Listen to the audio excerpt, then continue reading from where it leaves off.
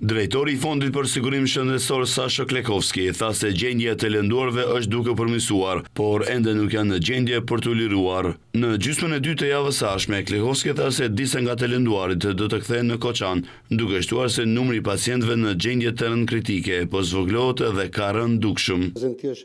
Momenti i përmirësimit është se numri i rasteve kritike po zvogëlohet. Në fillim kishim disa raste me pacientë në gjendje kritike, ndërsa herën e fundit kur isha këtu ishte rreth 10. Tani janë 5 deri 6 raste, por pse nuk duhet të lirohemi, sepse mund të kemi edhe rrezik për infeksioneve, andaj lufta nuk ka përfunduar. Ka mundësi që pacientët që janë në gjendje të mirë t'ju përkeqësohet gjendja për shkak të rrezikut nga infektimi. Ndërkaq, zëdhënësja e qeverisë Marja Miteva foli për aktivitetet të ndërmarra nga Ministria e Transportit dhe Lidhjeve, ku në kontrollet e deritanishme. Miteva tha se janë evidentuar një numër i madh licencësh që do të hiqen me vendim, të cilat janë rreth 100.